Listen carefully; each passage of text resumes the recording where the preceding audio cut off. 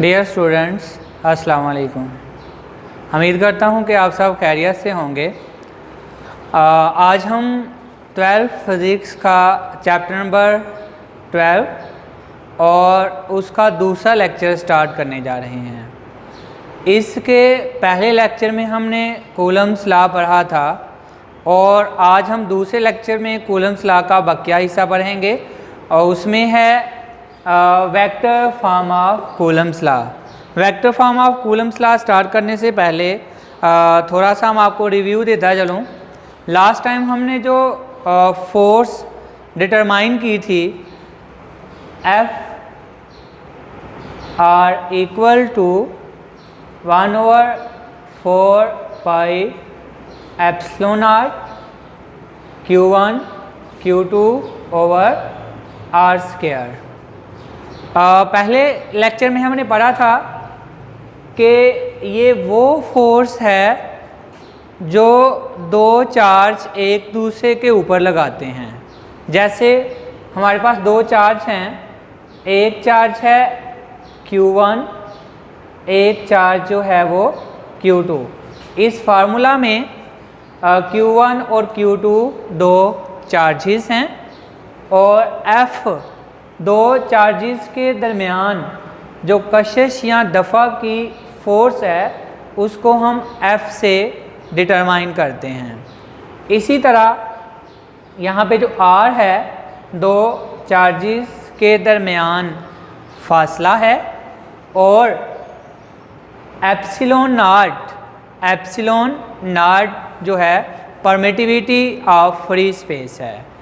इसकी जो वैल्यू है एप्सिलॉन नॉट की वो है 8.85 मल्टीप्लाई बाय 10 की ताकत -12 कूलम स्क्वायर पर न्यूटन पर मीटर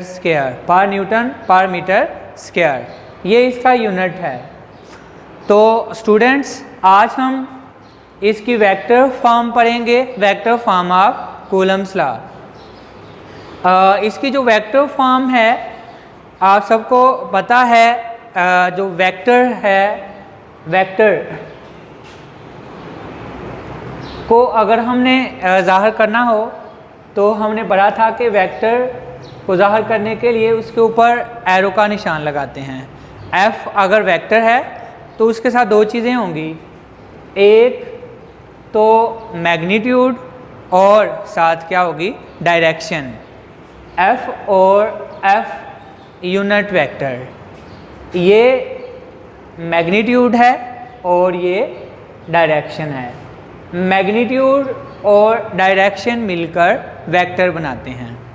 यहाँ पे हमने सिर्फ मैग्नीट्यूड डिटरमाइन की थी। आज हम vector form of coulomb law पढ़ेंगे।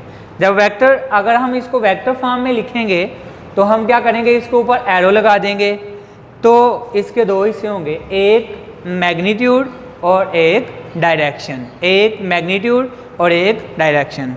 स्टूडेंट्स, आपको मैंने बताया था कि कूलम फोर्स जो है ये म्यूचुअल फोर्स है। कूलम फोर्स जो है ये म्यूचुअल फोर्स है। म्यूचुअल फोर्स का मतलब क्या है कि अगर Q1 Q2 के ऊपर फोर्स लगाएगा तो Q2 भी Q1 के ऊपर फोर्स लगाएगा।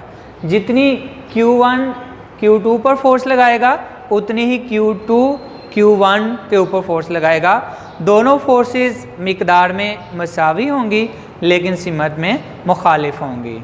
अब स्टूडेंट्स, जो फोर्स Q1 Q2 पर लगाएगा उस फोर्स को हम नाम दे देंगे F21। F21 इसका मतलब पता क्या है, F21 फोर्स लगा रहा है 2 पर। F21 का मतलब है कि Q1 Q2 पर फोर्स लगा रहा है। वो फोर्स जो Q1 Q2 पर लगाएगा उसको हम ज़ाहिर करेंगे F21 से। इसी तरह अगर Q1 Q2 पर फोर्स लगा रहा है तो Q2 भी तो Q1 पर फोर्स लगा रहा है ना, तो वो फोर्स जो Q2 Q1 पर लगाएगा उस फोर्स को हम ज़ाहिर करेंगे F12, यानी कि F12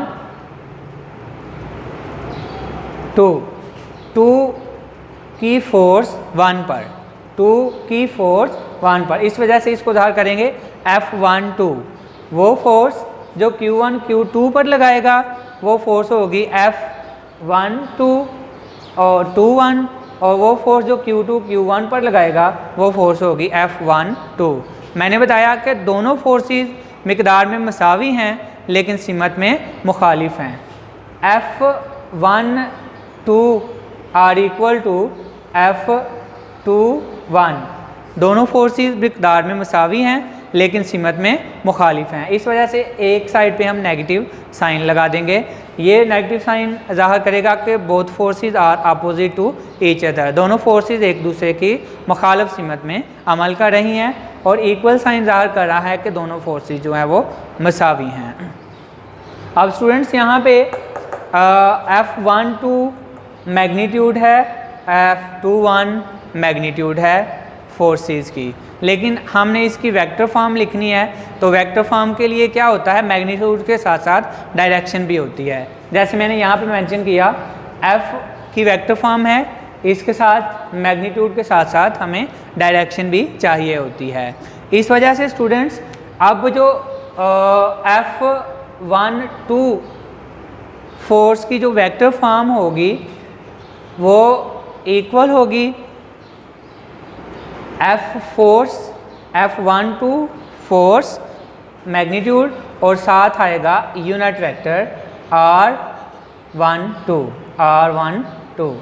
स्टूडेंट्स यहाँ पे जो R12 है ये यूनिट वेक्टर है, आप सबने पढ़ा हुआ है unit vector are such a vector which determine the direction of any vector. किसी भी वेक्टर की डायरेक्शन को ज़ाहिर करने के लिए यूनिट वेक्टर का इस्तेमाल करते हैं।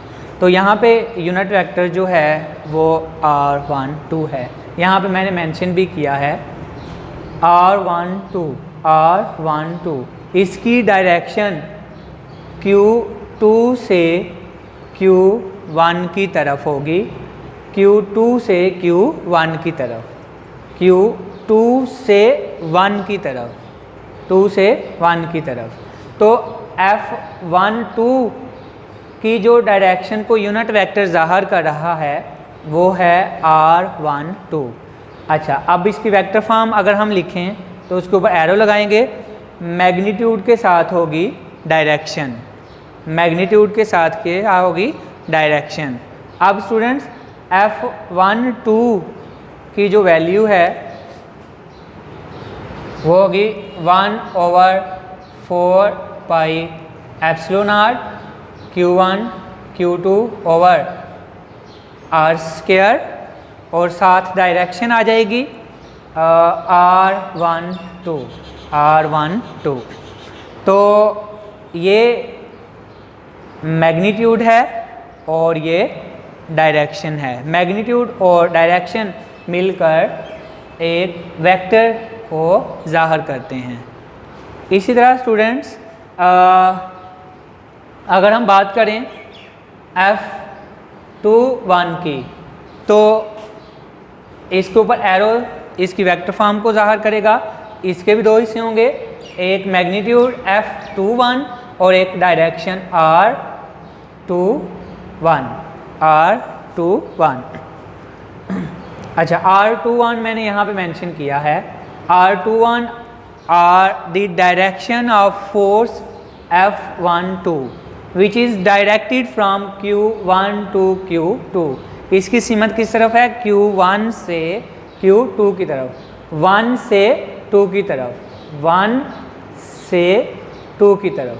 तो ये R21 F21 की डायरेक्शन को ज़ाहिर कर रहा है।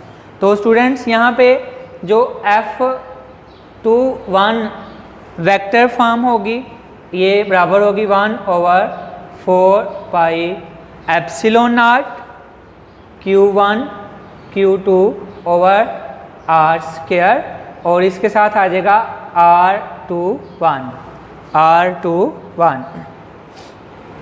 इस तरह यहाँ पे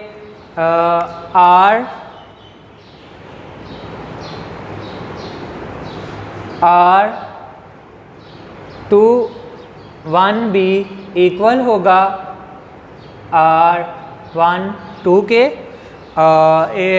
दे are also opposite in direction, ये भी एक दूसरे की मुखालिफ सिमत में अमल कर रहे होंगे। इस तरह F12 इक्वल होगा और अपोजिट होगा F21 के। तो स्टूडेंट्स ये थी कूलम्स लॉ की वेक्टर फॉर्म। नेक्स्ट जो हम पढ़ने जा रहे हैं वो है effect of medium on the coulomb force. Coulomb force पर मीडियम का क्या असर होता है? Effect of medium on coulomb force.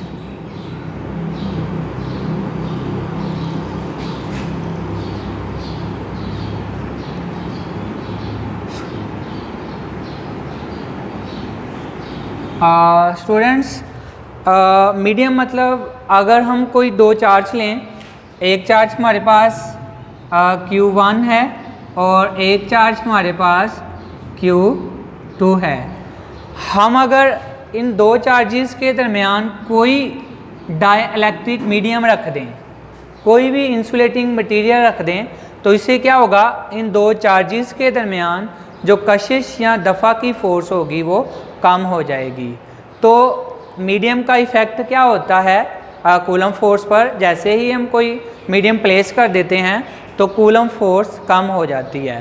तो कितनी कम होती है? By a factor of epsilon r, इतने times, epsilon r time coulomb force कम हो जाती है। तो जैसे हमारे पास जब मीडियम नहीं था तो फोर्स है F, मीडियम के बगैर फोर्स है F। जैसे ही हम मीडियम प्लेस करते हैं, जैसे ही हम दरमियान में मीडियम प्लेस कर देते हैं तो उसको हम ज़ाहिर कर देते हैं F प्राइम से। मीडियम के बगैर फोर्स है F। जैसे ही हम कोई मीडियम प्लेस करते हैं दो चार्जेस के दरमियान तो फोर्स को हम ज़ाहिर करते हैं F प्राइम से। अब ये जो F है, जैसे ही हम मीडियम प्लेस करेंगे F कम हो जाएगा, F जो है वो कम हो जाएगा। कितना कम हो जाएगा? बाय एप्सिले आर टाइम कम हो जाएगा। F प्राइम जो होगा वो बराबर होगा 1/4 pi epsilon R Q1 Q2 over R square. पहले जो कूलम फोर्स थी वो हमारे पास थी 1/4 pi epsilon not Q1 Q2 over R square. जैसे ही हमने मीडियम प्लेस किया तो वो फोर्स बन गई F प्राइम। तो क्या होगा, जैसे ही मीडियम प्लेस करेंगे फोर्स रिड्यूस हो जाएगी। कितना रिड्यूस हो जाएगी? बाय एप्सिले आर टाइम, इतनी फोर्स कम हो जाएगी। ये मैंने क्या किया, जो टोटल वैल्यू है उसको तकसीम कर दिया एप्सिले आर पे। तो इसका मतलब क्या हुआ, हमारी जो टोटल फोर्स है वो पहले से रिड्यूस हो रही है। यहाँ पे जो एप्सिले आर है ये रिलेटिव परमिटिविटी है, इसका इन्हिसार भी मीडियम पर होता है। जैसे जैसे हम मीडियम चेंज करते जाएंगे वैसे वैसे इसकी वैल्यू भी चेंज होती जाएगी। मुख्तलिफ मीडियम की वैल्यू मुख्तलिफ है, इसको आप बुक के चार्ट में भी देख सकते हैं। मुख्तलिफ मीडियम आपको दिए गए होंगे और उसके साथ साथ उसकी वैल्यू दी होगी। जैसे हवा, अगर हम हवा की बात करें तो हवा में एप्सिले आर की जो वैल्यू है वो है 1.0006।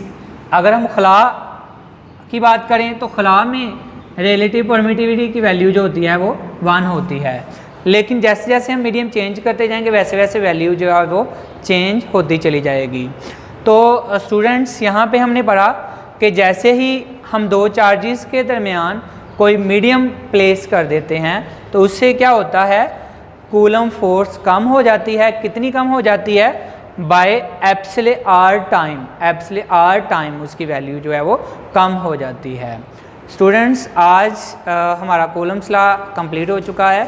नेक्स्ट हम किसी लेक्चर के साथ हाज़िर होंगे। अल्लाह हाफिज़।